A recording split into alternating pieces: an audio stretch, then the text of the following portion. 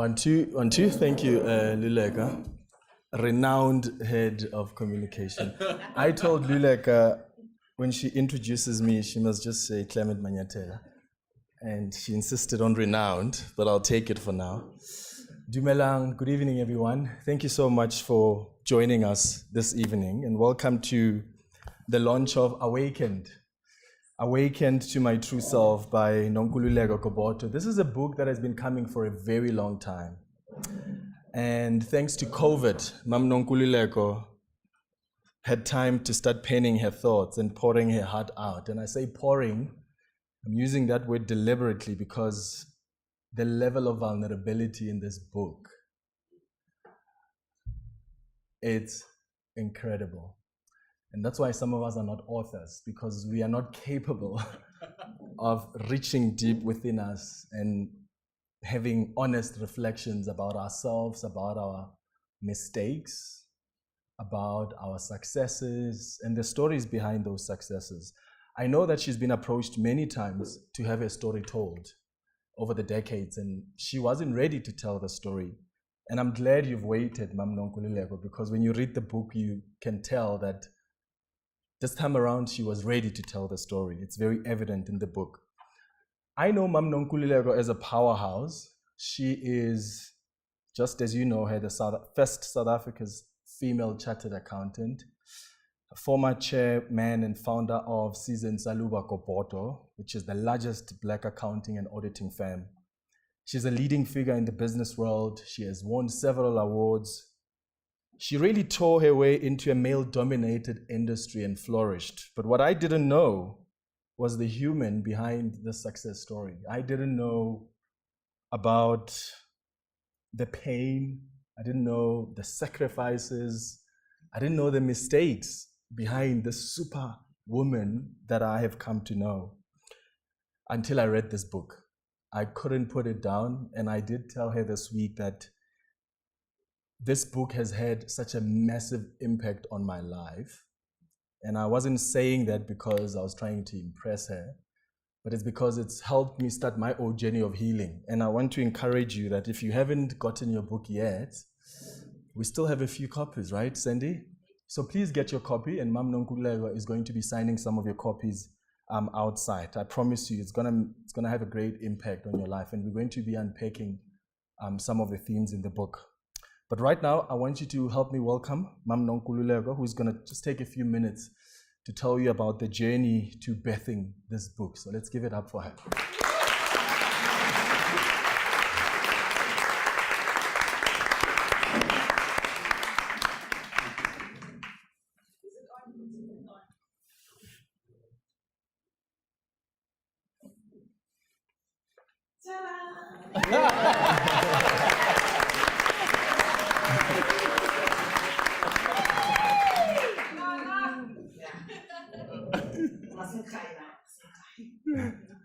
Oh, where's my daughter?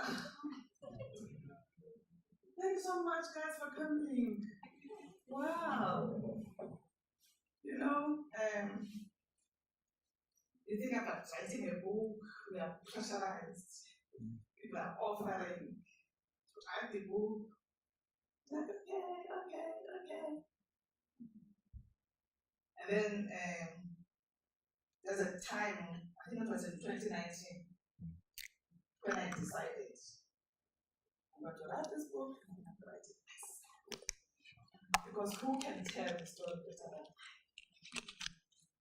But again, that's fear of, you're a chartered accountant. Just a chartered accountant. It's powerful people who write books, but God is good. Because He encouraged me, you can do it. You can do it. And then you start to write a book. You have the first page. I'm like, I've written a whole page. Wow. And then we finish a chapter. And then you think, oh, I can do this thing. Oh, there's my daughter. Come, please, I'm so and then you realize that writing a book actually is a journey. It's not something that you can do quickly. You write, you put it down, you write, you put it down. So when I then finally decided, it was like, okay, people are expecting this inspirational book from me, but I've had a lot of ups and downs. I don't want to write just an inspirational book. Sure, I must inspire people. Then I decided, okay, I'm going to tell it all. We want the bad and the ugly. Okay, how ugly?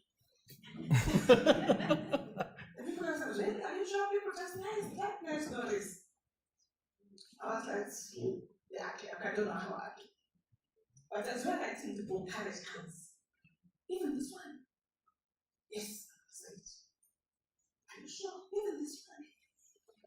Yes, I'm gonna say it. Then we write the book, we give it away. And when the young girl says, Mama, yeah, I'm a good book. But I'm going to bring us. The penny again. I know. There's not any back now. It's gone. But what comforted me was when I met Clement this week. Sorry, I have coughing. I lost my voice. But so he says, Mom, congratulations on the book. Wow, wow, wow. And my favorite chapter is chapter 5. You will see the reaction. I was like, what? That chapter the one I'm scared about. He says, it's his favorite. I mean, this is a journalist now, not the again. I was like, wow. Relax now. God knows everything. He knew that he wants to heal people. And you have to say these things because what used to frustrate me is that you read, someone is telling their story of healing, and they say, then I went through this, and then I got healed. I'm like, wow, how did you get healed? How? So I'm still left lost. So that's why I said, I'm going to give details as to how did I get healed. So healing is a big theme of this book. The second theme is the issues of gender and race. Because black women cover it all. My former partners are here, they know the journey, the pain. So we have to tell that story and how you survived it. Black women always dismissed, you have to tell that story. So race and gender is one of those things. And then of course, I'm passionate about business and leadership. I thought I'm writing this book for young people. And I want young people to know that life is full of ups and downs, but you can rise up again and rebuild again, which is why I was open in this book. So for me, I don't like to have long speeches. This is a celebration. Very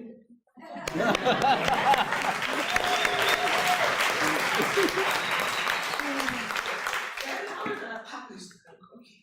Yangala introduces me to this powerhouse publishing house, to the CEO. And I'm like, okay, if this is my publisher, I'm going to give her those difficult chapters, chapter 5. I never heard from her again.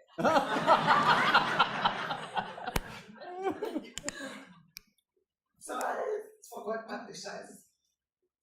And then I left the book for 6 months. You know whether it's a book or not. I was like, I hear from God. If we call it what, you could say, for 6 months, nothing happened. I got it. I'm just doing it. I'm getting to me that message.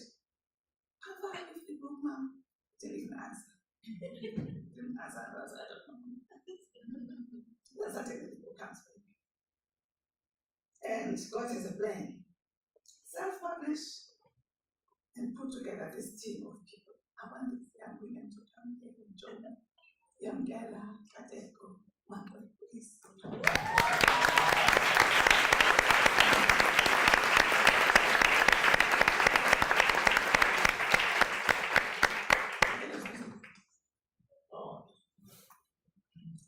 So I sent the to Young Gala Just look at it, at this time, I'm still thinking publish. Just, edit it and fix it, whatever. So we have a call and she says, no, ma'am, the book is ready for publishing. I need the umbrella. You're actually a good writer. Oh, really? Long story short, we decided I'm going to self-publish. The umbrella's company, blank page. So, it's going to do all the editorial production of the book. And just working with these young women was, I enjoyed the journey. They were not trying to change my story. They were so professional. I enjoyed. I eventually then had the book we're going to read today. Fixing all the things that a first-time writer would notice. And I really thank God for that. And then, Mama, we have to think about the cover. I don't know. There's one person going to do the cover. This is my web, Victorian, of brand codes. He used to be my marketing manager.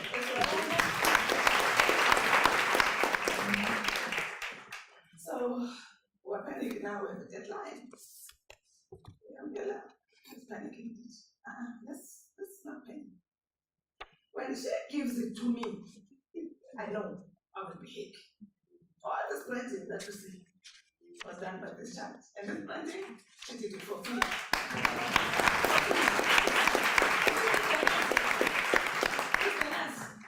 She did it for free. So I ended up with this cover. So when I first saw the power of vision, I'm like, there's an idea in my head. Now I'm actually holding you in my hand. I mean, you would never actually say a book is beautiful. In the presentation, but we're really concerned about the content. Look at this book, it's beautiful. You look inside. This was not a pipeline, it's a job. It's beautiful inside, So I thank God for his strategy of self-publish, because I ended up with the book that I want. So guys, I want to say that today I have a new name, a new icon or whatever. Title, yes, I've got a new title. It's called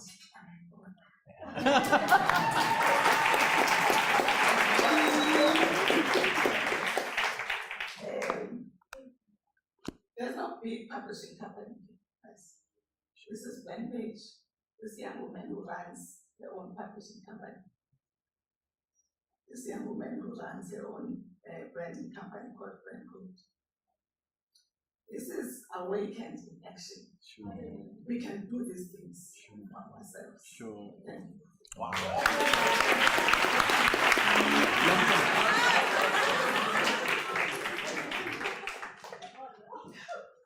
Thank you so much. Please.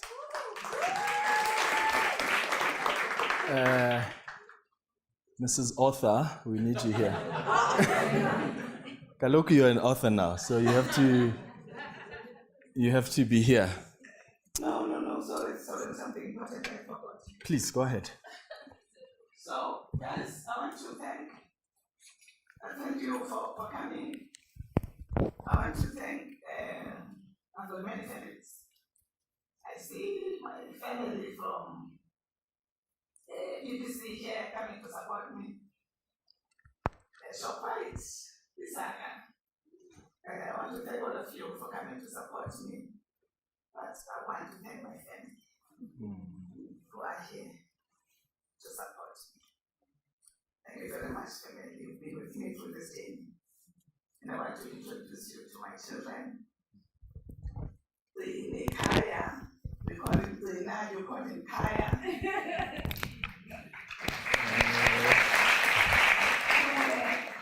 We call him Henry. His fullest husband. Thank you all.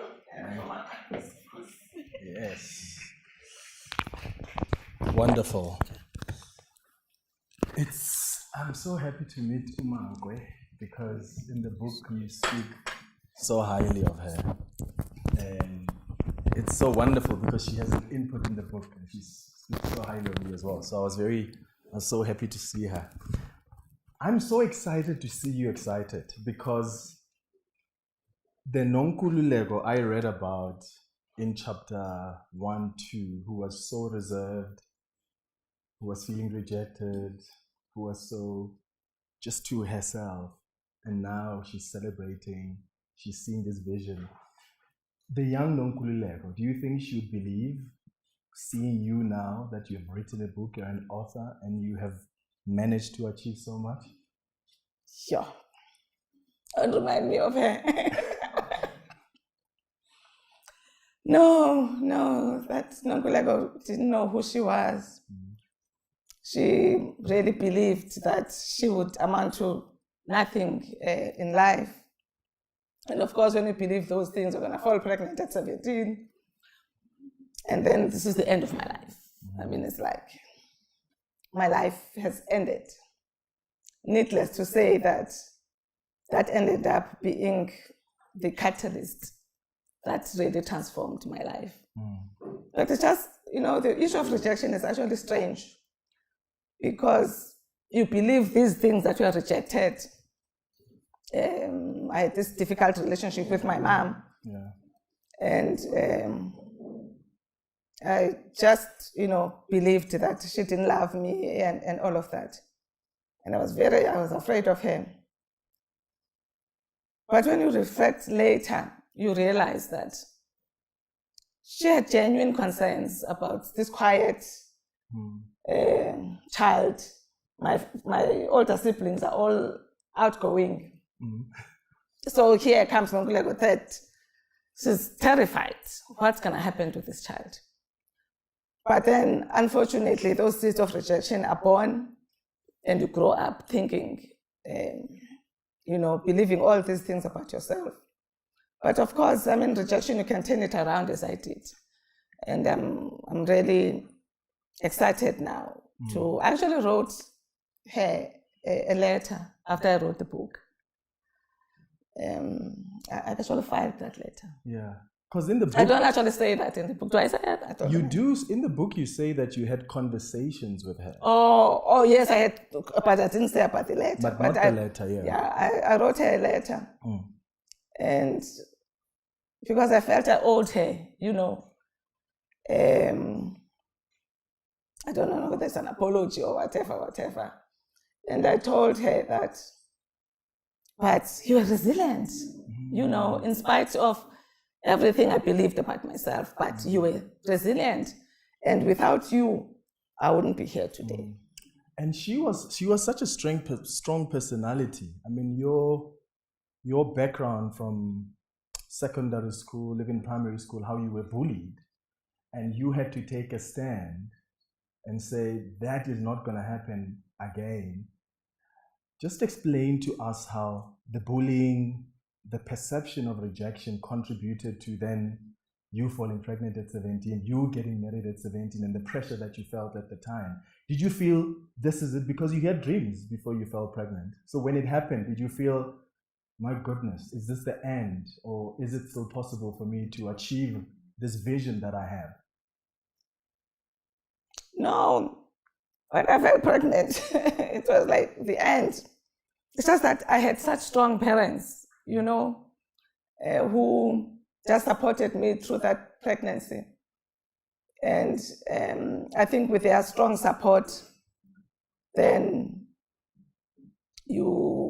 because then my dad says, what do you want to do with your life? You've rejected being a doctor, whatever. And okay, go and work at that panel beating shop as we are figuring this thing out. And that was the saving grace. Yeah.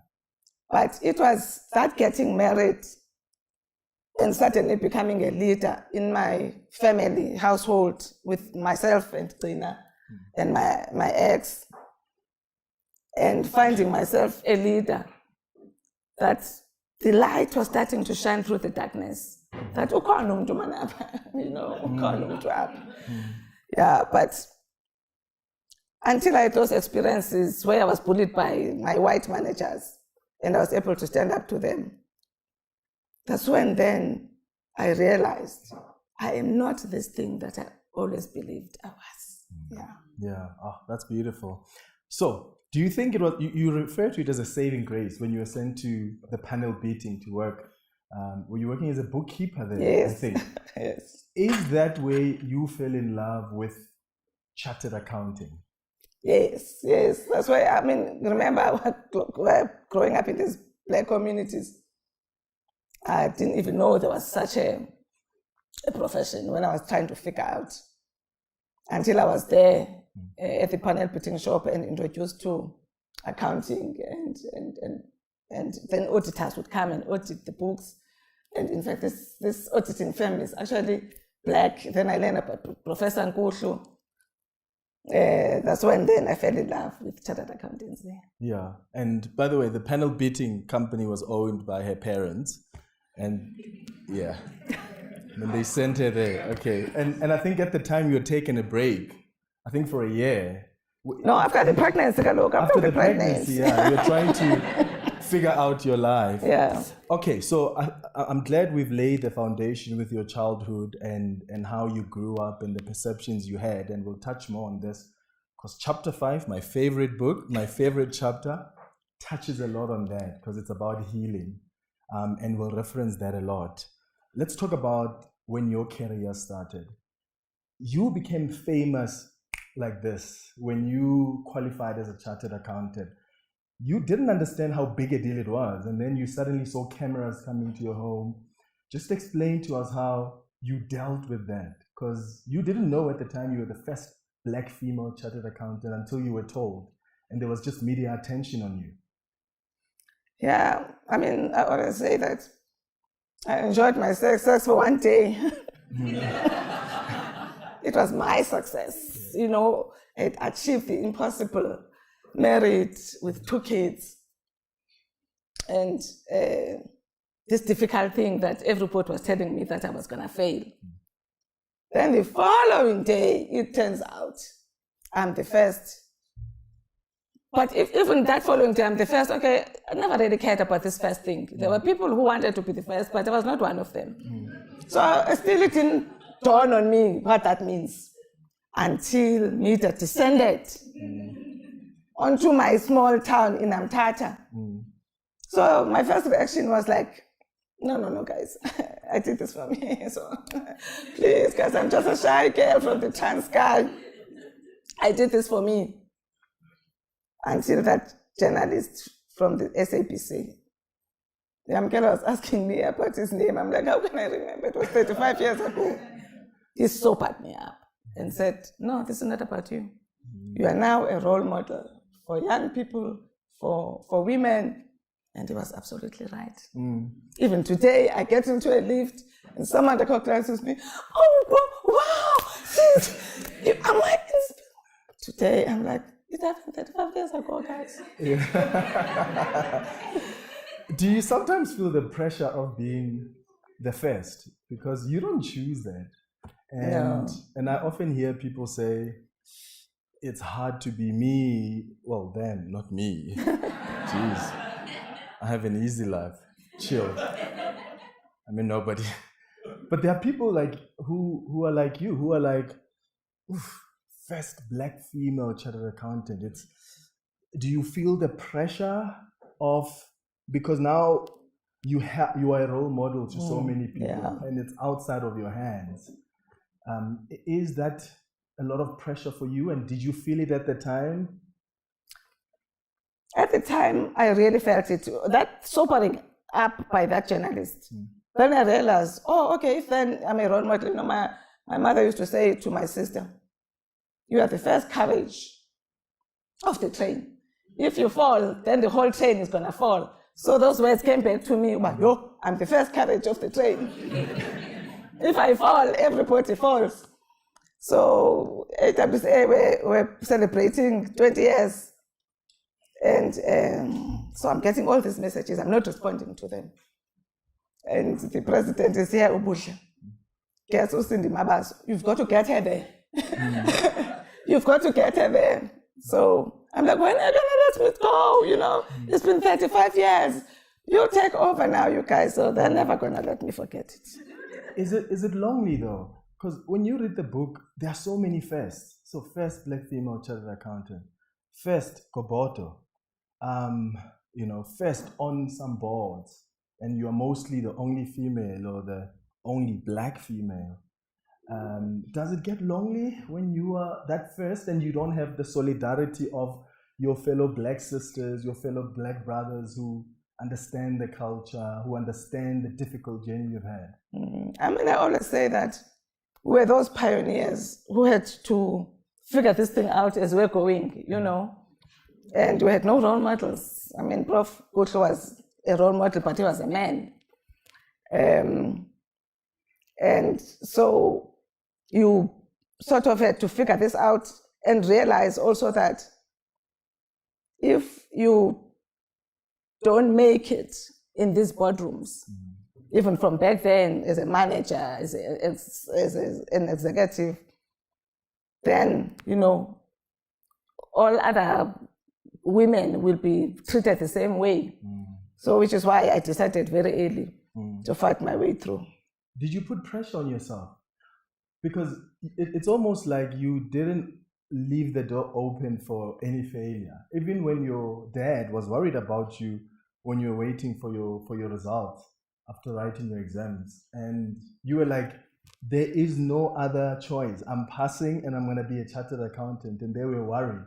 Your vision of a big black accounting firm, you were very resolute about it, and you were like, there's no other choice. Either it happens or it doesn't. Yeah, I mean, remember, we grew up in a society where we're told that there were things that we couldn't accomplish.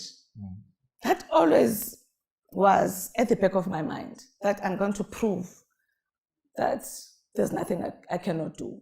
So it became that theme behind everything that I did, that I can't fail. Because then I prove that there are things that I can't do. That's why I'm very cross with Liz Truss. I'm very cross with her. Very, very cross. Because we don't want those mistakes at that level. Yeah. So,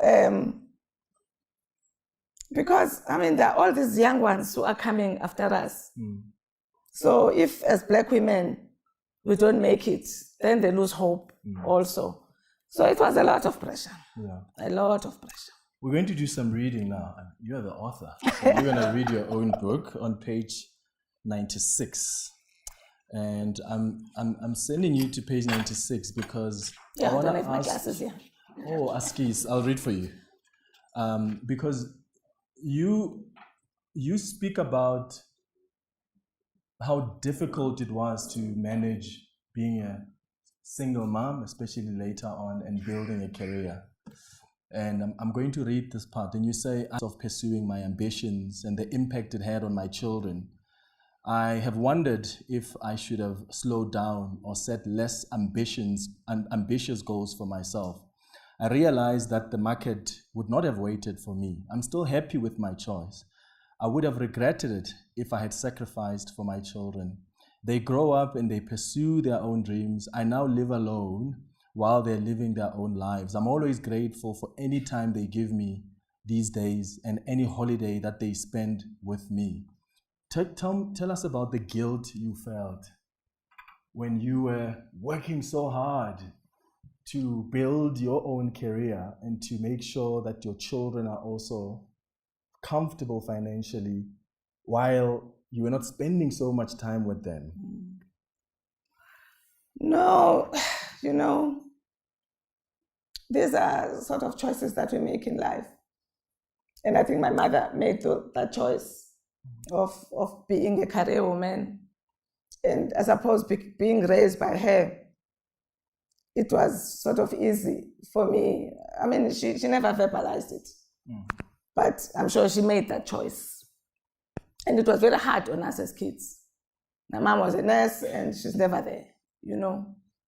And then you are always weighing your responsibilities towards your children. And unfortunately, our culture imposes such a huge responsibility on the women for looking after the home and keeping the home together. And even when I was married, I was carrying this big load. But after the divorce, it was even worse. Now there was not even anybody who could be there for the kids. And the guilt was terrible. I would cry in hotel rooms for my kids that I've left for a whole year building Gobodo Inc. Or Tabo Abo no Khati. They wouldn't even realize the sacrifices. They see this matriarch, And when later on in life, they remind you on Ginki, Utina had a different response to this whole thing. That Ginki no Mnueba. Unfortunately, Mnueba is not here. He had to go to London on business. I'm so sorry, he's not here. Mnueba says, remember, Mama, when you used to leave me? Last born tendency. With Umakulu. You're not even there. Preschool graduation, yeah. I'm like, you're 20. Why are we talking about this? Why are we talking about this? You're 20 years. Yeah. After a while, I realized that no, there are wounds here, And these wounds had to be faced. And I had to stop making excuses. That, sure, I couldn't go to every, rugby match. And that used to be hard, when your child says, "Good trip, Mama, can you be the one?" I'm always traveling with other moms, Yeah, and I would person in one, but then never another one.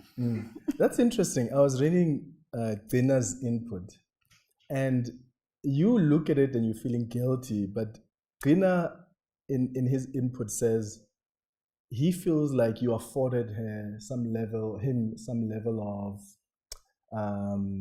so you allowed him to be himself and take his own decisions. And he does question in the book that he still doesn't know if that was deliberate or if it was just a function of the circumstance. Because he had a lot of independence, and you were busy, but he didn't complain much. And he, when he was at St. John's, he speaks about how one day you just rocked up. I think he had a rugby match, and you just rocked up, and that meant so much for him. So sometimes you don't see you think, it was just one rugby match, but I suppose it means a lot for them, because that's one thing that he mentions in his input. Wow. Let's talk about the failures now, because the thing about when we look at a powerhouse like you, someone who's so successful, who's built this career, we never hear about the difficulties of getting there. And that's so important to inspire and encourage other people. And I want us to start maybe with what I think you refer to the book as a mistake, your disagreement with Cindy when you started the company. And because in the book you are very honest to say we allowed our own personal issues to get in the way. What lessons did you learn about that? Because you were building a business and it was very successful, but then your own personal tensions messed it up. I was hoping we wouldn't start with that. Again, I mean, you struggle with how to tell the story. And because you were journeying with other people, And but I then really decided that no, the story has to be told because people have to learn from these lessons. I think at the time you are building this business and Cindy is the problem. Cindy thinks I'm the problem, And these fights start and they start growing and growing and growing. Eventually you realize that, it's time to part ways and things like that. But reflecting back now, you realize that actually, wonder. Because when you reflect later, you see the immaturity, you see how foolish the whole thing was. that maybe as young people we should be allowed to make those mistakes, and learn from them, because how can you ever grow without them? But at the time, they are so big to you. But I think both of us, with Cindy, we grew from that experience, because you cannot go through challenges and not grow. But then you become passionate to tell the young ones not to fall for those same traps, But unfortunately, they do. And I reflected on that, and I was like, no, I think young people must be allowed to go through their own challenges and make their own mistakes so that they can learn from them. Yeah. Another mistake you refer to in the book is leaving Gobodo Inc. You worked very hard to build Gobodo Inc. And now you left it and you said, I'm joining the church. Why was that a big mistake? So, again, you are young, you don't understand yourself. You don't understand your personality. And after we've built this big thing, and you come, baby, come, there, sis here. Come.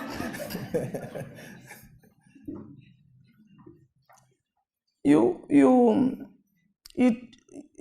are sort of bored now because there's a lot of operational, responsibilities and so on, and you just want to move on. Let's build the next big thing. And I mean, people are not ready for the next big thing. But at that time, when you are young, you think, like black people, they'll never grow. My sister and I had a big vision of changing the world. So I partnered with her to develop leaders to change South Africa and Africa. But you left your own natural terrain as a businesswoman, and you're fiddling in a church, and it's a different animal altogether. And you're trying to shape what you're doing there, with what you're doing. Because in business, yes, we move, man, we make decisions and we move, and so on. And, but again, you realize that it is all part of this journey of life, Until you do something that is not you, how would you know what is really you? Because after that experience, I knew that, but I'm not business. This is not business, I love it. Yeah. And so, but again, you look back and you say, I have no regrets about that. Yeah. And as business, you went back now to Gobodo, because the thing about it is you left before you fulfilled your vision. Yeah. Right? Because you have always wanted to build and establish this big black accounting firm. And when you left Gobodo Inc., that vision, and you say in the book that the partners you had at the time were not ready for that, and that frustrated you. So when you go back this time around and you are building Gobodo Inc., you are discussing measures now. And by the way, I didn't know how complex measures are. I just thought you sit down with different partners like, oh, let's sign, we're coming together, one family. It is so complex. So take us through that journey of now the mistakes were made, and we'll come back to the 11 years of wilderness when you were out of your comfortable space. When you go back now to build this vision, what motivated you? Well, so you recover from this wilderness, and you have to, find a way back to a life.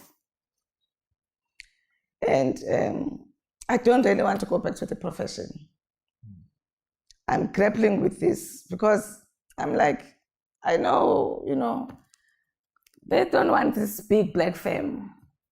And that's the only reason I would go back. And I'm grappling with God. And Sathi is talking to me to come back. I'm like, no, I don't think so. But eventually you realize that, okay, this is what you want to do. I don't understand. I remember when I went back to Gobodo, I used to be driving to work and be like, I know I have to do this, but I don't know, I'm not sure, you know. I think it was later on that I settled down and I realized that I have unfinished business. I started something and I need to go back and finish it. That's when I settled down and I was like, I don't care how long they take. It can take forever. But fortunately, God works miraculously because it happened quicker than I thought. But again, I mean, I always say, Gobodo Inc. for me, the original Gobodo, is the one thing that I achieved that I'm most proud of. Because we were digging the foundation there, you know, from scratch, with nothing. S&G, you were building from something that was there. You know, there was Gobodo, there was SizweNtsalubaGobodo. We were medium-sized businesses. Anyway, it was a question of putting these two businesses together. But I suppose Victor is here. I don't think we imagined how difficult it would be. Yeah, it was hard. It was hard. It was hard. By the way, please note your questions down. We're going to give you an opportunity to ask the author some questions. We're going to give you an opportunity to ask some questions. Still on S&G. It was so complex because you're bringing in these two established businesses into one. The culture is different. There are compromises you have to make, which, I mean, in the book, you talk about how it became SizweNtsalubaGobodo. You wanted Gobodo, Tsaluba, Sizwe. But now it's SizweNtsalubaGobodo. How did you let that go? Because it was who becomes CEO? Which name comes first? And at some point as a leader, you need to go, okay, what's the bigger vision? Exactly. So I think, you know, you negotiate a merger, there are difficult things you have to go, you know, through and overcome and agree to. And Victor and myself, we focused on those big things. We thought things of names and things were small, you know. And Upatlete, who was our lawyer for the merger, warned us at the beginning, start with the name. We're like, no name. Can't be a big issue. Sure, it was a deal breaker. So we get these frantic calls from Victor. Partners, they want their name first and their full name first. SizweNtsaluba, all of it there. The Gobodo partners are like, no, but Nonkululeko is the only founder left. You know, Gobodo should be in front. And, you know, so now we're going through this journey, wrangling around the name and things like that. And then I woke up one day. I was like, no, this vision is bigger than me. It's bigger than all of us. The name of this company is SizweNtsalubaGobodo. And that was the end of the story. Nice. So let's talk about Awakened. And then in a short while, I'm going to bring in Mad, who's going to join us shortly. But I want us to talk about you being awakened to your true self. The reason I told you that chapter 5 is my favorite book is because you inspired me to start my own journey of healing. Because you talk a lot about childhood traumas, and that's not something we talk a lot about.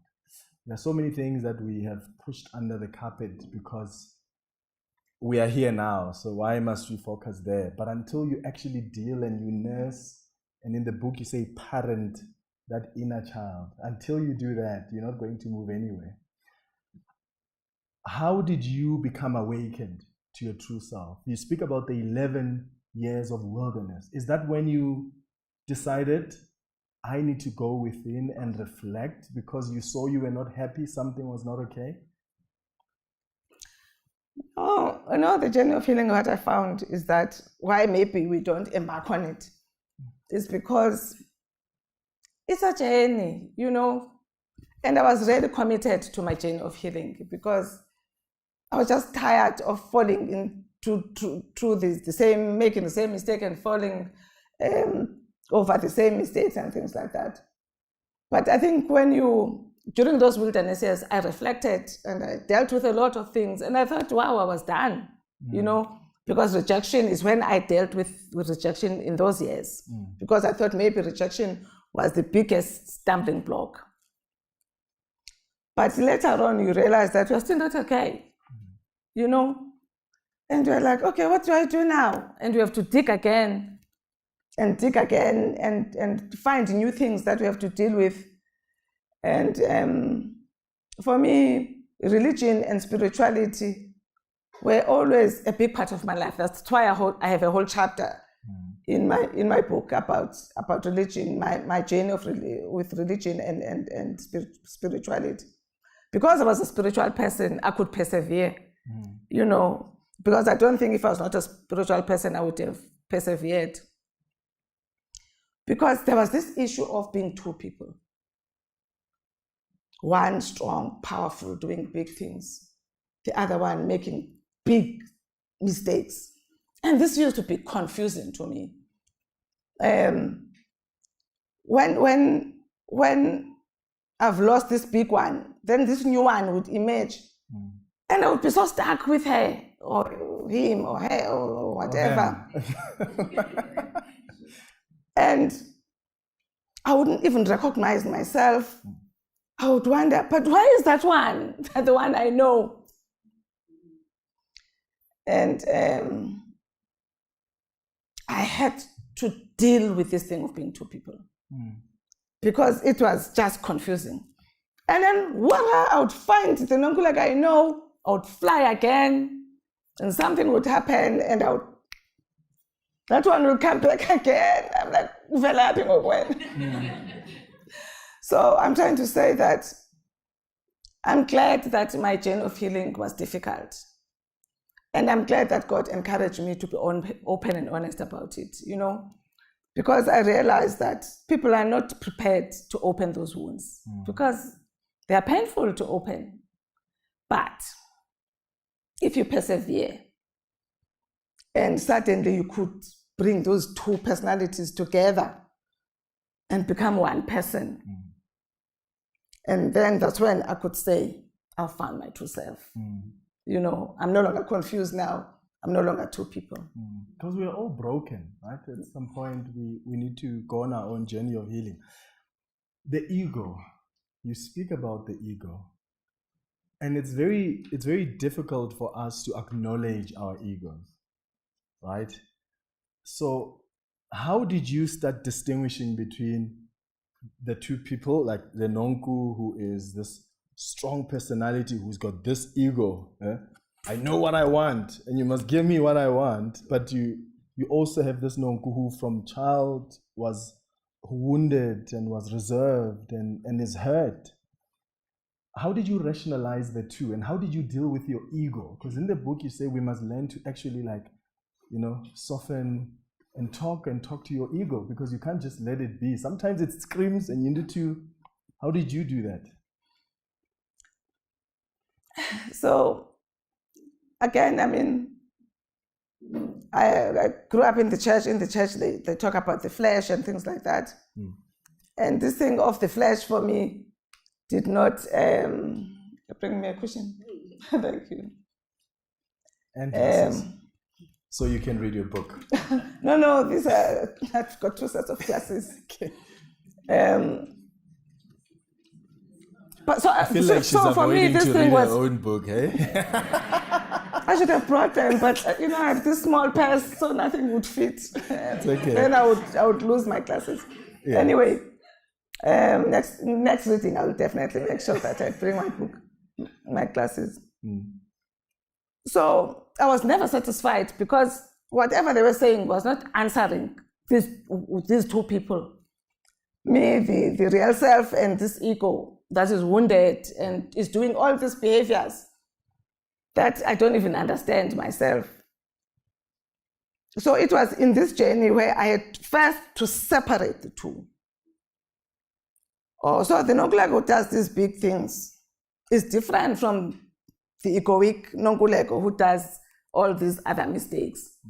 So it was after separating them, then I could look at this one clearly and see the behavioral patterns. And then I would look at this one more clearly. And once I was able to separate the two, I could then unite the two. And the ego never goes away, but now you recognize the behaviors and you're like, just relax. Just relax. And we think the ego goes away. No, never does. You no. learn to suppress just relax, and manage just it. Relax.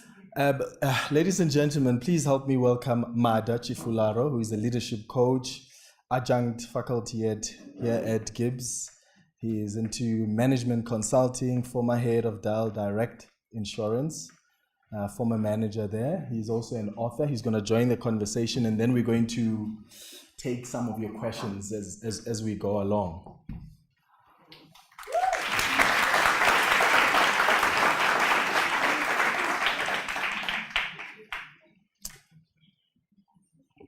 So, what's that? How do you even define that? You said temperament red, your personality type. How did you define it in the book? Oh, okay. You define it in so many ways, by the way, because you read so many books and listened to so many philosophers and social scientists, and you had all these. I was so confused. But you found yourself. And what was that personality type you found? So, I had to figure this thing out. And you do this psychometric test, and it says this, and you do this one, until you found the ones that could help you define yourself. Yeah. So there's this one that's called Inside Discovery, where they give you colors, and then they actually give you percentages of those colors. That thing was just such a breakthrough for me. Because these strong personalities, they call them red. That's why I call myself the red energy. And mine was 99%. 99%. And so this one of, having, empathy, they call it green. Mine is 7%.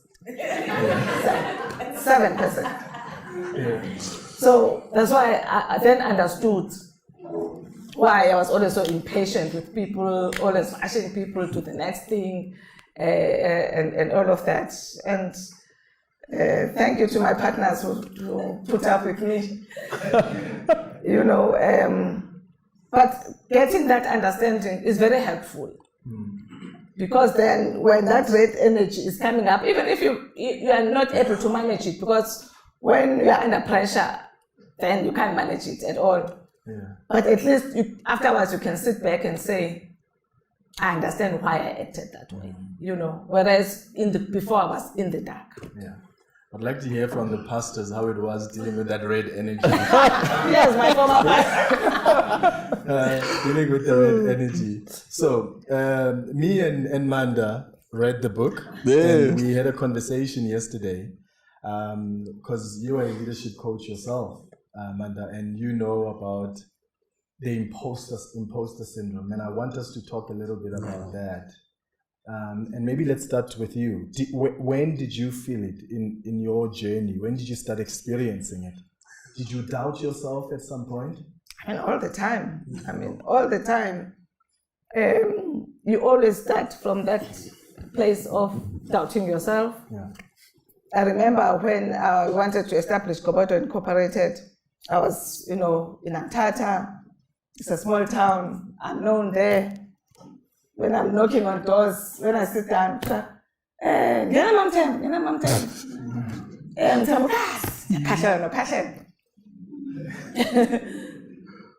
then you think about, I've outgrown this little town, but I'm scared of Johannesburg. How am I going to survive in Johannesburg? And you go through that fear. I remember I grappled with that fear for a year of, I won't make it in Joburg. And then you get to Joburg, and you make it. You're like, yeah, I did it, man, I did it. So the imposter syndrome never goes away. Yeah. It's always, in spite of all your achievements, you always start from that place of doubting yourself. And you really feel like such a hypocrite because people are looking up to you. They don't know when they're celebrating you. I was scared to start writing this book. I was like, I'm not a writer, man. It's always there. And you wrote so well. We spoke about the imposter syndrome yesterday, and you've read her story as well, Manda. Yeah. How do you deal with an imposter syndrome? Because it's so hectic. You are capable, but you're like, am I? And then you do something, you're reminded you are capable, and then the next thing comes, you're like, am I really capable? Yeah. I mean, I think first of all, thanks so much for this absolutely brilliant book. I think for me personally, it found me at the place where I needed it. I remember I was talking to a friend. I had this big decision to make. And when I finished reading, I'm like, okay, that's it. This is what I'm going to do. Wow. And it's a significant decision. I have to know. One of the ways is, for me at least, it's similar to how you dealt with one incident for you. You finally get this big tender, I think you finally get the opportunity to tender as your own big firm. But then there's an opportunity to still continue partnering with one of the big fours. And some of the partners are doubtful as well to say, should we just continue to do the 20% thing or should we go all in? And that had massive implications, I think, to the organization. What I loved is you went out, you were at a conference, I think, in Singapore or elsewhere. You went out and you prayed a little bit. You came back, I think you said to Victor, this is what we're doing. You want to just kind of unpack that?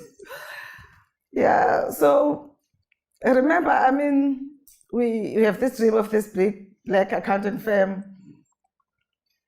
And first of all, our own staff and our own people are wondering whether this is not a pipe dream. And our own partners. And Victor and myself, we have to be the bold ones who are saying, yes, we're going to do this. But then the crunch time comes of, here are tenders now. Are you going to tender on your own or again, partnering with the big four? So we then agreed that we're going to tender on our own. And then Vita calls me out at the conference. And the next message is also, no, guys, I don't think we should do it. Let's partner. What if the world is not ready for a big black accounting firm? And that fear came in. Yeah. It came heavy. What if we lose everything we have built? Yeah. And you just sit with that guilt. What if they're right? Yeah. And you just have to face that fear, So that's why I left the conference and went out to pray. And I found my courage. There's a story of Peter somewhere. So what I'm saying is that I agree with you that at every juncture, you just have to face this doubting of yourself. Yeah. It never goes away. And what I learned personally is just a moment sometimes to pause, reflect, even pray. Sometimes in those big moments, you're able to just overcome that imposter at that point in time. Because you can't really have like this one big formula to say, here's how you're going to deal with imposter forever. Because it's going to come in multiple ways. And the time to also pause, right? In the book, and by the way, the kids, when she walked in at home before dinner, she was late because she was sitting like half of 30 minutes in silence before she walks in the house. Why was that important for you to? Because you do say in the book, when you get home, sometimes you just wanted to just 30 minutes of silence and nothing, and then you walk into the house. Even at meetings, why was that important to? Because when you then understand yourself, that I know that psychologists don't like these words of introverts, whatever. But when I finally recognized that I was an introvert, and that's why I get so tired, after a long day, and especially strategy sessions, you get so tired.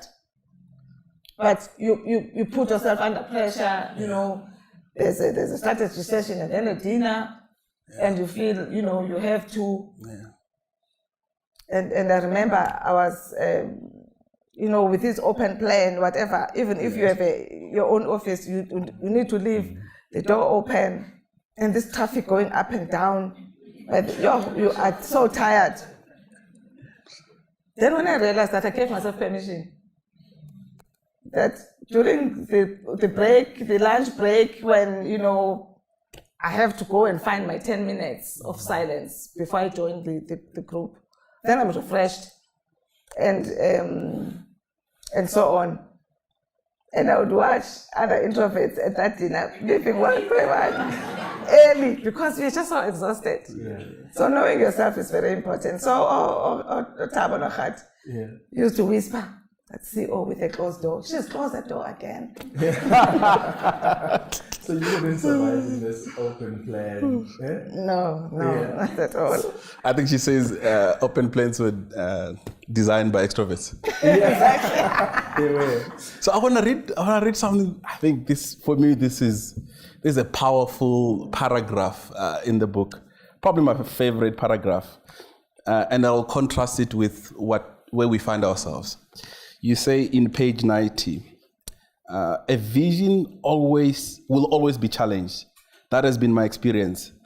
I learned never to allow setbacks to discourage me from my vision. Once I get clarity about what I want to do next, I focus on it. I do not allow anything to distract me from achieving my goal. So we are in this, they call it the distracted generation, right? The browsing generation. Apparently, an average person kind of swipes 4 to 6 kilometers a day. Yeah. And on average, we pick up our phones every 6 minutes. So we're distracted. At the back of that, you say that you never allow anything to distract you from your goal. What can you say to our generation that's browsing the whole time? Yeah. I'm on 60 kilometers now.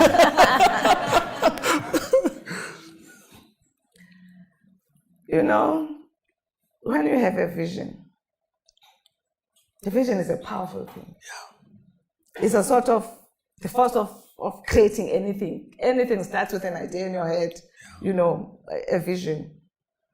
And unless you focus on it and you are committed, you will not accomplish it. I can assure you. Sure. So, but I'm saying that a vision will always be challenged. Yeah.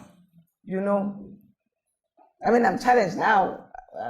My sister hears me hosting Unathi Ambanayo. I mean, it's my big day. I'm excited. And during the day, my voice is just going because I was coughing. Sure. What do you do? Do you quit? Sure. No, you come here and with a hoarse voice and focus on it. Sure. So what I'm saying is that when those distractions come, those challenges that are saying you can't do it, you can either, and I share many of those challenges in the book, you can either flow with those challenges and give up on your dream and your vision, but when you are committed to your vision and you are focused, I would keep saying, in spite of this, I'm not quitting. I'm still going to achieve my vision. And that stickiness to your vision is the one that will overcome all those challenges. Sure. That will meet them. Sure. You will definitely, when you have a vision, you will definitely meet them. Sure. I can assure you. So, Yes, absolutely. Let's talk a little bit about transformation, and then we're going to go to the questions, because that's another big part of the book. And sometimes when you start a big black firm or any black or female-owned company, there's a mistake that sometimes people make to think, oh, because I'm female, they will give me the tender. Because I'm black, they will give me a tender. And I like Dean's input in the book because he gives an example of when you had just you had just tendered for a big contract in one of the SOEs, and you guys were strategizing on how you're going to go about it. And one of the partners, or one of the managers at SMG said, we're a big black firm. The minister likes big black firms anyway, so we're going to get the tender. And you stood up and said, no. If that's what's going to define this company, then I want nothing to do with it. People must come to us not because we are a black firm, but because we are capable and we can do the job. So help us understand that thinking that we need to divorce ourselves from, to feel entitled just because, it's a female owned, it's a black owned, and we think capability is not a big factor. Yeah. So, that's why I really just want now to dedicate my life to Awakened. Yeah. Because I've always had this burden of, we're always told as black people and as women that we can't do certain things and so on. And we've allowed that to define us, And although I've always resisted being defined by a system and things like that, but I was living in that system. And although, there was a struggle and we've achieved a lot around that struggle,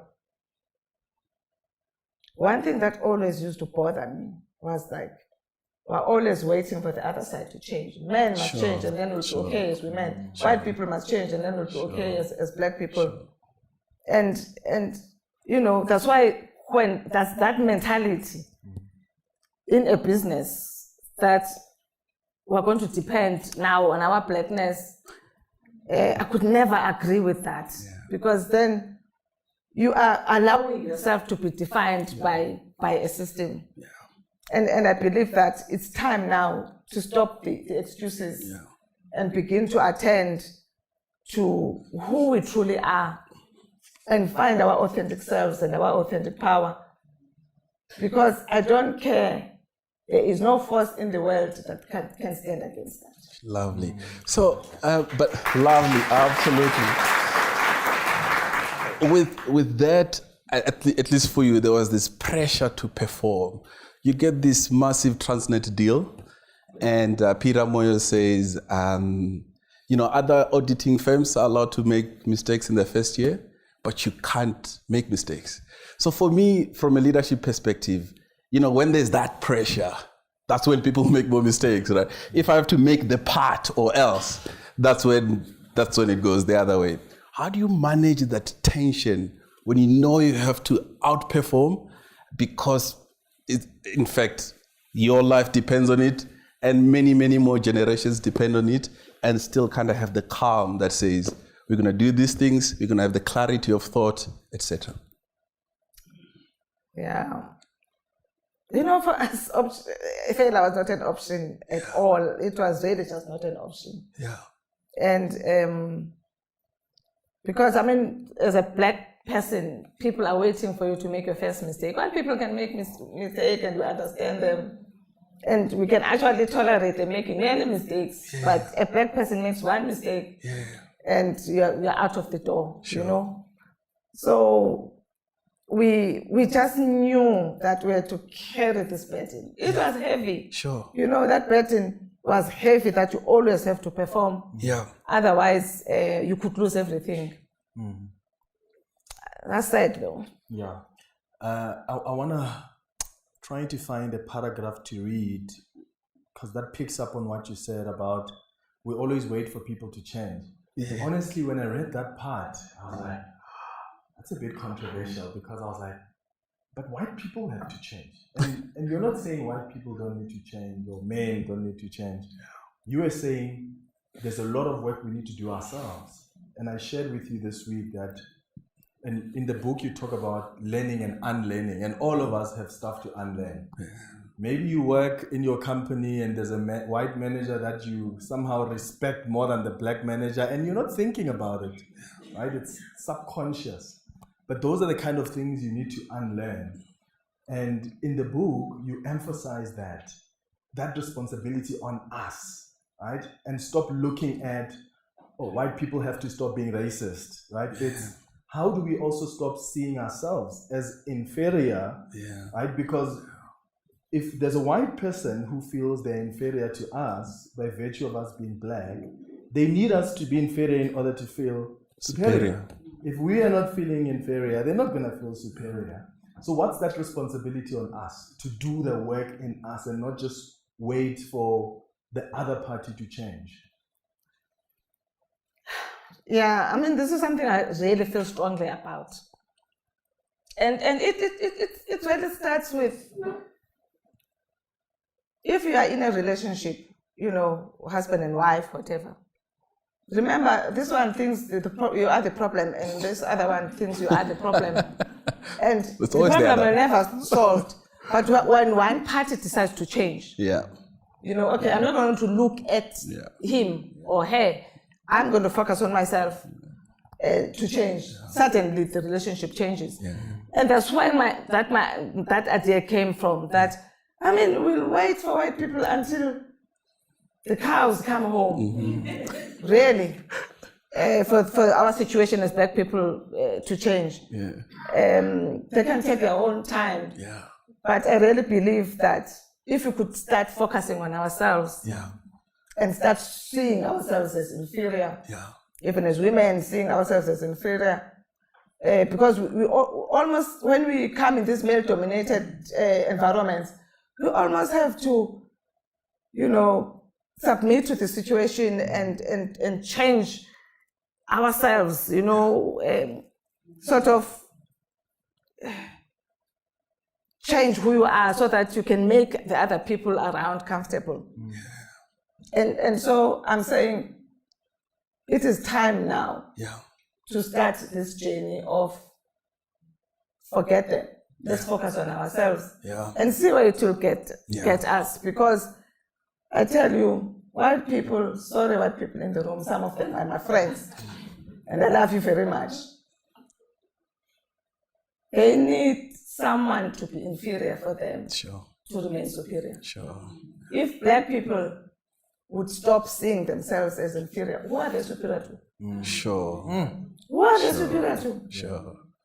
You know, that's why there is just such a push against this search now to end racism.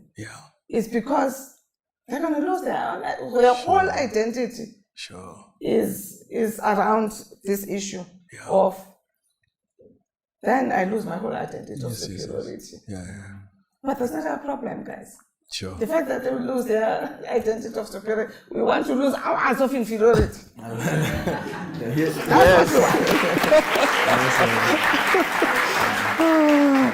Here's that part. And I've got many white friends. Of course. You know, are not like that. Absolutely. Here's that part I was looking for. Our philosophy at Awakened is to focus on the individual within the disadvantaged groups, black people and women, so that they take responsibility for changing their circumstances. There's too much focus on the privileged groups, white people and men, to change to solve the problems of racism and sexism. Black people and women have a role to play in bringing about the needed change. They need to find their true identity and release themselves from the false identity that has been socialized by society based on the myths that were invented about them, because they are social constructs, right? Yes. Okay, we're going to take some questions now. Are you ready, author, for the questions? Published author. Kind to me, they are all my friends. So, do we have we do not even need a roving mic. Yeah, we have advanced technology and infrastructure here. So maybe while we get the questions, most organizations, pay lip services to having values, and I saw that you at some point you kind of defined your values, and you're willing to let people go, and even partners. I think you're leading the charge, deploying those values, and even cultural constructs. How important are values? Are they that important that you're willing to lose partners and key stuff? I mean, values are a big chunk of the culture of the organization. Yeah. Right? And if, as leaders, you are not serious about your values, Yeah.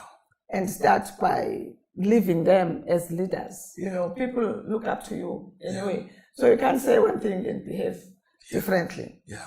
I think at that time, when we were developing our values at SizweNtsalubaGobodo, it was when this problem of corruption was escalating. Yeah. And I just realized if we don't take a firm stand against corruption and focus on living our own values as a company,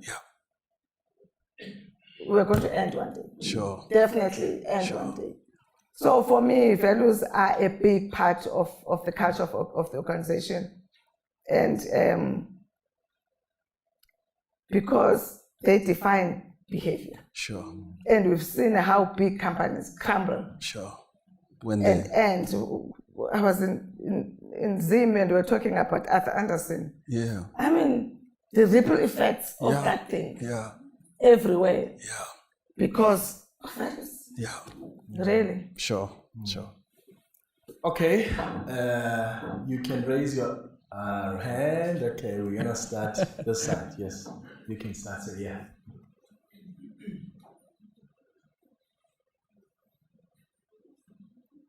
You must press, I think. Is it press?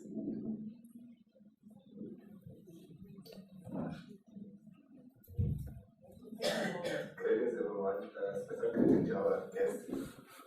My name is Saki. I'm from Toronto, and I run a company called My question is to Ma'am Nonku about transformation. I think Ma'am Nonku, as Black people, we are actually putting Jesus under unnecessary pressure. Let's start in many Black people currently are in positions of power, and those very same people they want to try to look up to, and we are actually expecting them to open doors for young people to come and continue what they started, or to come and help them fight corruption and help transform the country. But it doesn't happen.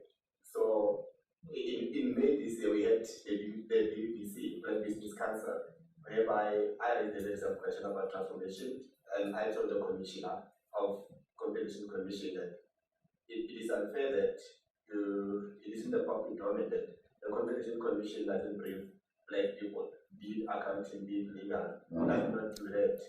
90% of their work goes to the white feds, accounting and legal. 2 weeks after that, the commission of the Competition Commission resigned. So we don't know whether it was that question or not. So my question to you is like, what do you think maybe the young people should do? Because we are still doing this 30s. I mean, I'm 30, qualified, and having a business also. So what advice would you give us young people, like to be like you and Abunda this season, how not to give up, how to fight this holy act that you are facing? Thank you.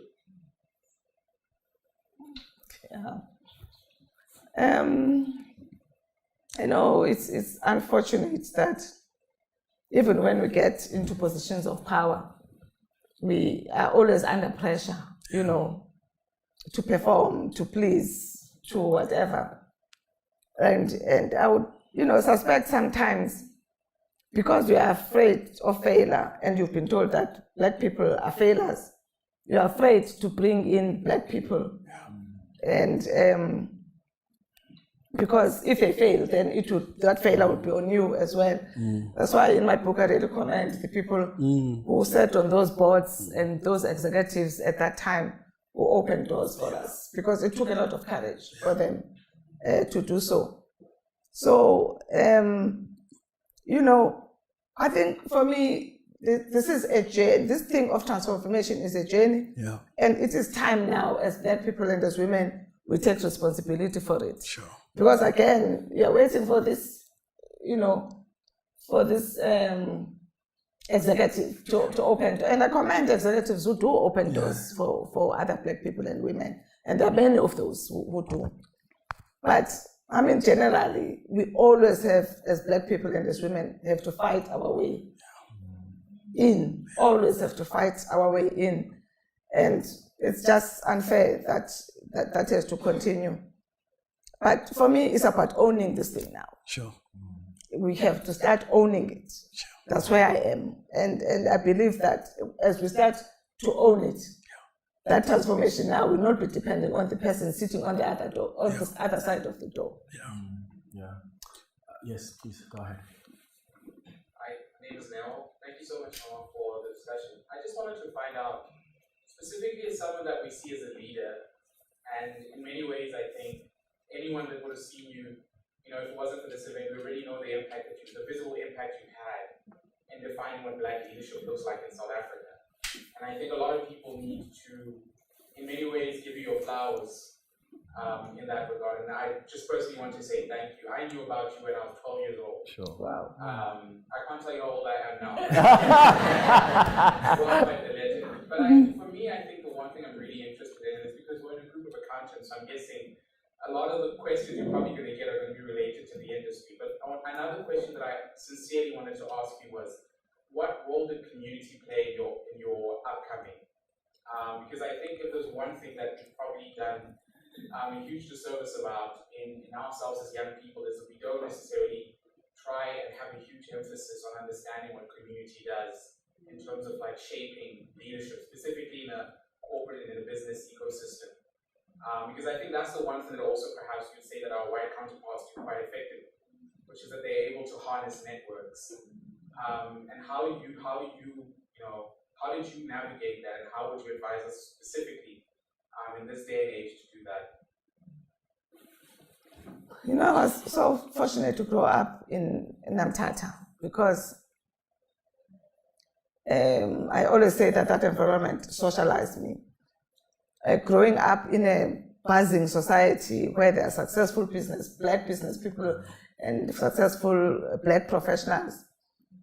And so you could dream these dreams of having your own family. You could dream these dreams of being a professional because of that community.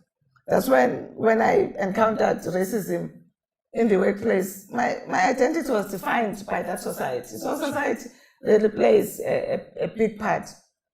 So again, when we begin to own our own transformation journey, I think we'll begin to chip away to this thing, because I think more white people open doors for me than Black people.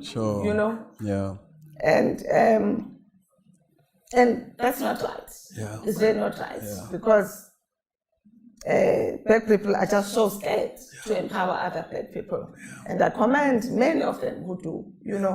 So just owning our transformation will begin to give confidence, to Black people in positions to have that courage of empowering others.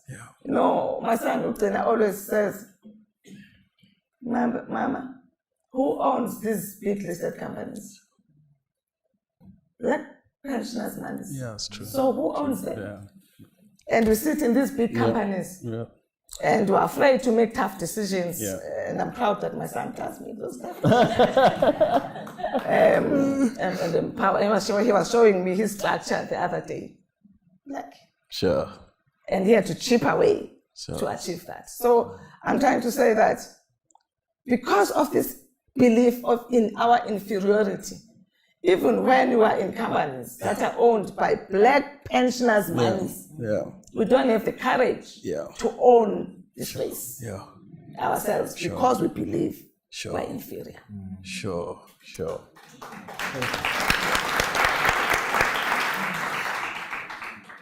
following up quickly on the beliefs, you talk about affirmations a lot to sort of counter some of the previously believed thoughts. Do you want to just maybe unpack that? These mantras that you kind of had to develop for yourself? Yeah, again, imagine that if you believe you're inferior, that defines your reality, really. Everything that you do is defined by this belief. Can you imagine the power of changing that belief? Sure. And when you stop believing in your inferiority, and believing in your true power. Yeah. The behavior will Changes, differ, and your actions will differ. Yeah. So beliefs are a big part of the work. Yeah. Changing beliefs is a big part of the work that we're going to be doing at Awakened. Okay. Hi, my name is Sandy, so I'm part of Cool Studios. Just wave, I don't see where you are. An innovation consultancy in technology. So I have 3 questions, be very brief. So firstly, it's attracting talent and retaining it. So being a consultant company, being 3 years old, having the challenges of not being able to pay market-related rates, also competing with maybe I'm the inferior consultant to look for, right? So, and I'm sure you went through this as well, because many young people, even in my peers, when we're all in university, they were inspired to look for KPMG, EY, etc. So how do you attract talent, good talent, and actually retain it? The second question is around looking for work. When you, and I'm going through this now, sometimes you get a couple of people on your side and you get like this one person who maybe is not even that senior, right? Probably is the person that's probably like your project counterpart that you feel like is blocking you. And unfortunately, sometimes more often than not, they're actually the same kind of skin color as myself. So how do you deal with that? And then lastly, this is an easy one to ask, how do you manage cash flow? Cash flow is king. As my partners.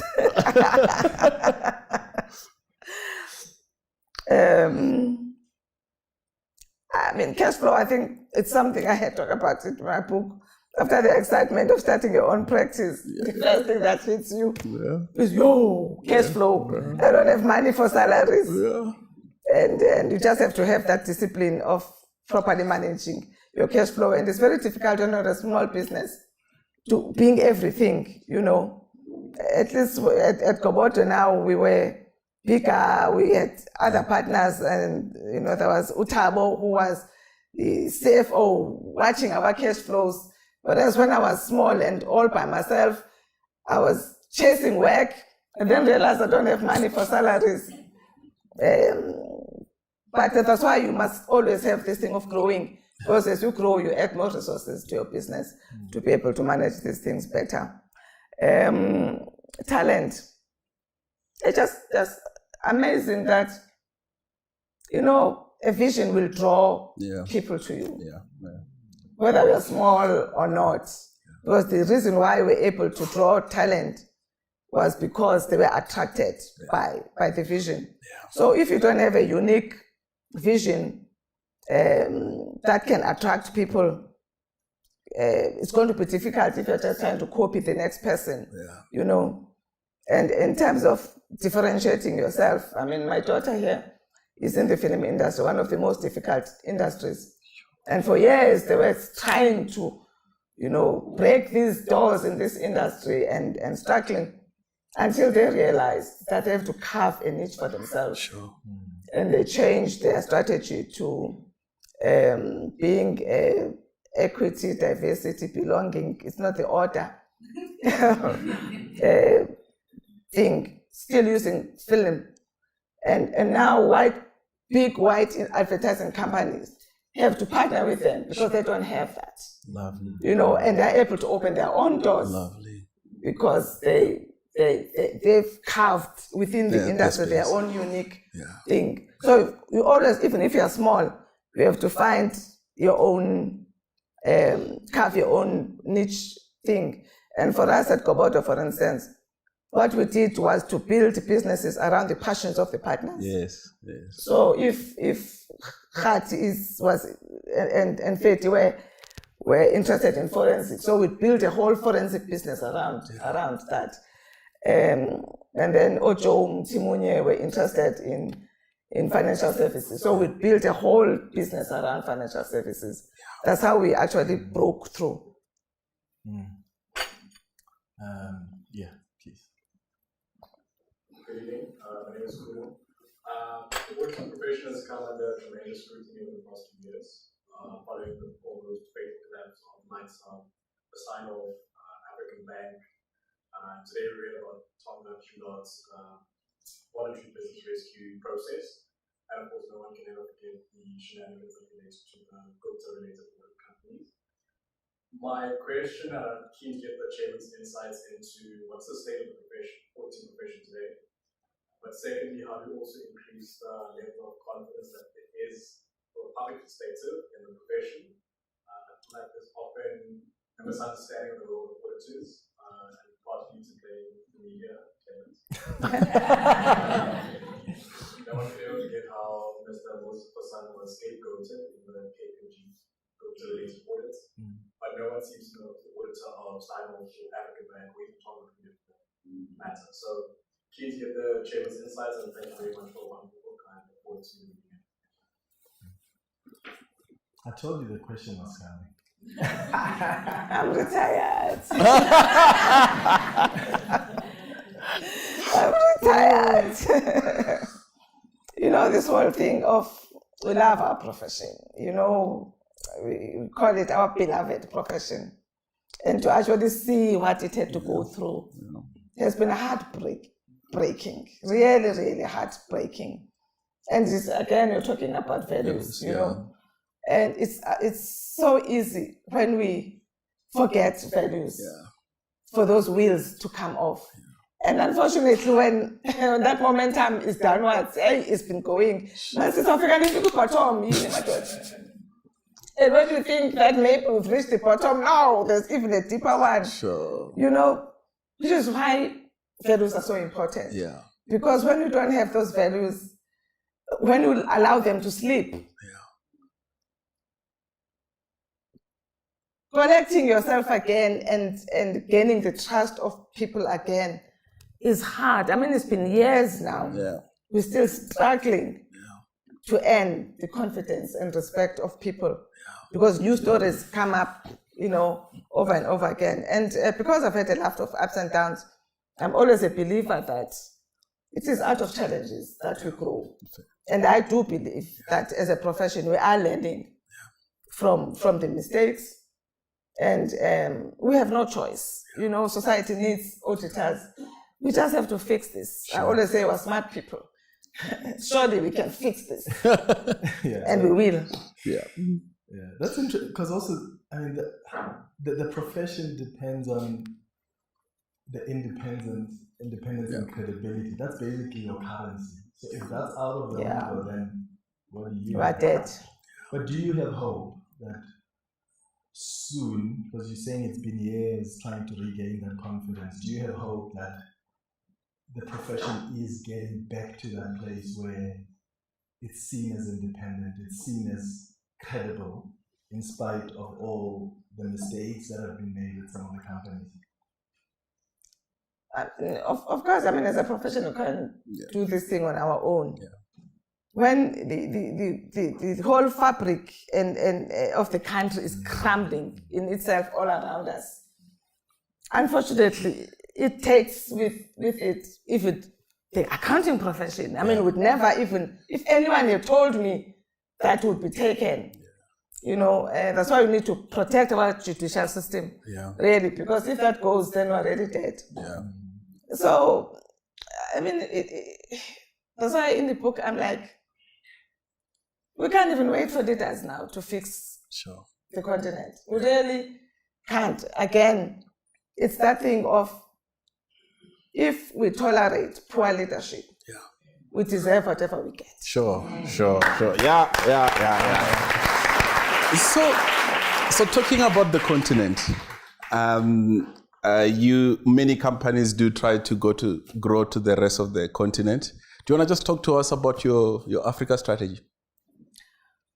Well, I always believe that you have to start at home. You know, build a solid base at home. Because you can launch anything from home. So I'm not starting there. I'm starting here. Once I have a solid base here, then you can launch into the rest of the world. Yes, sir. And then we'll go to the back here. Thank you. My name is unordinary, and I've had the privilege of reading the book. Reading the book. If I was a journalist, I would say he was linked to Mandela's husband. Interestingly, Mama, you set the backdrop in the book of how much somehow you were awakened to the political difficulties of the time, and although you did not believe that being necessarily involved in politics would be the only way out, but there was a need to build the Black excellence type of theme, and you spoke now about leadership as well. And from your time to now, the struggles then were almost very clear. And what would you say the youth of the country in this day and age needs to be awakened to, so that, for instance, we do not necessarily wait for the politicians for us to be able to take the country forward now? Thank you.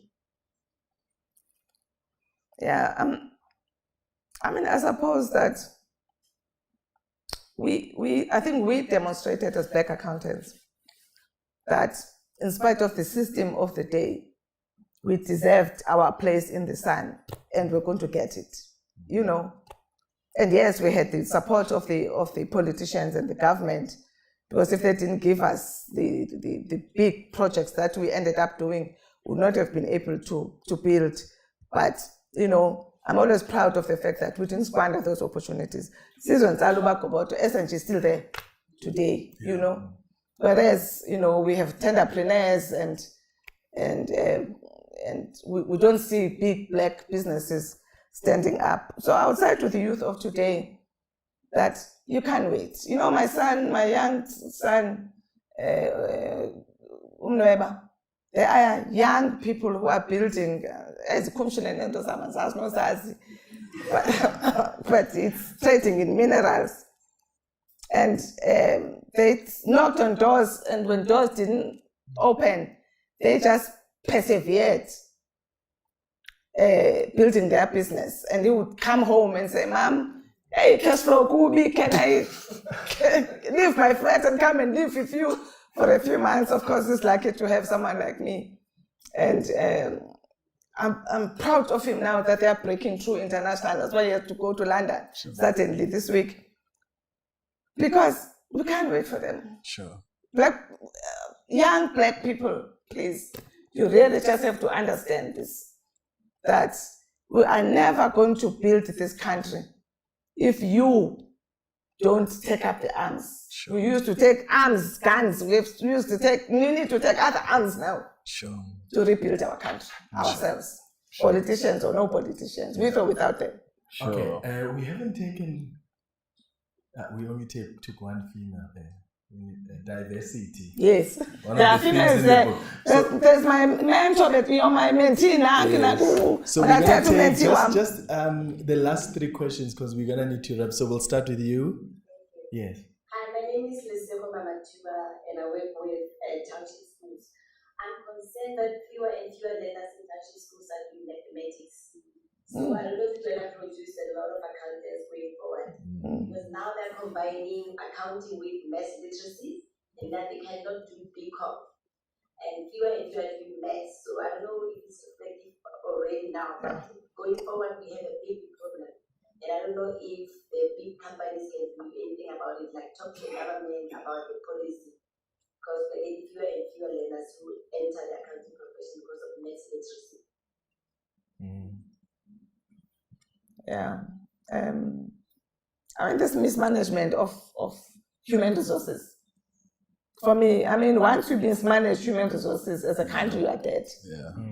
And the teaching profession really should stand up and not allow things like that.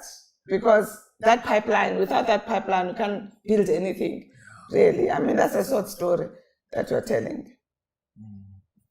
Let's take the next question.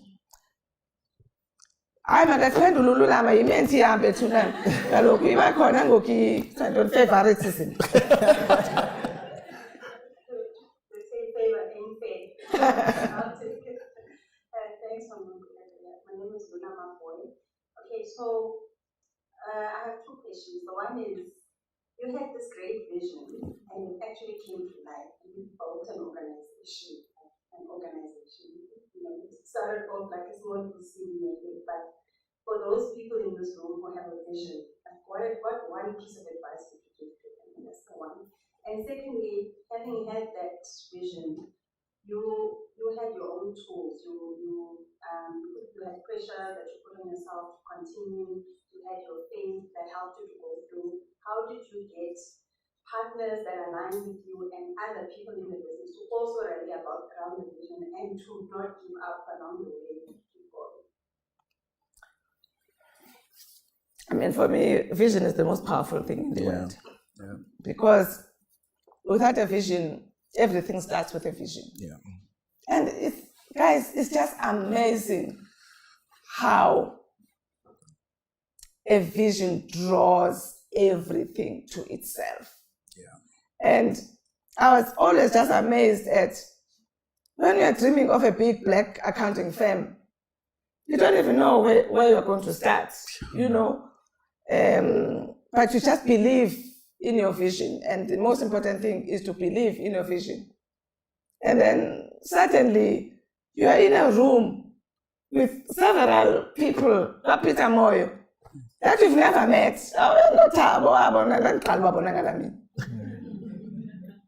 In a room with these guys, young people.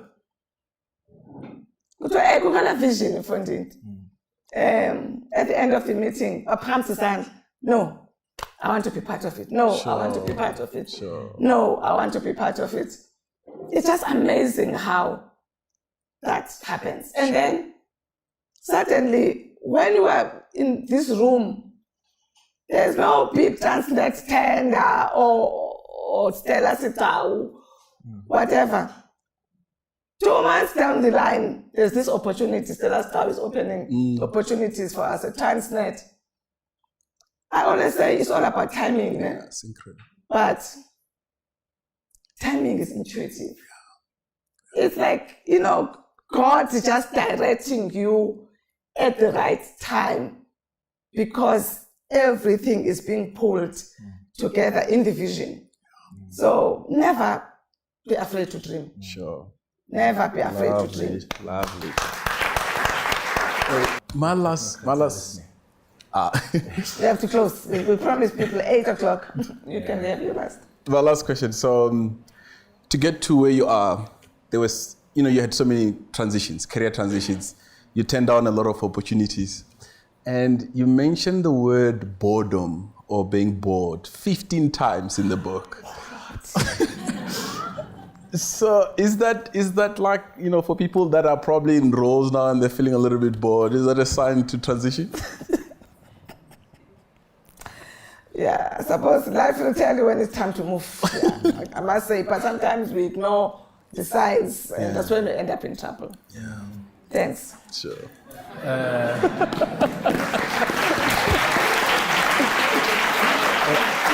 Thank you.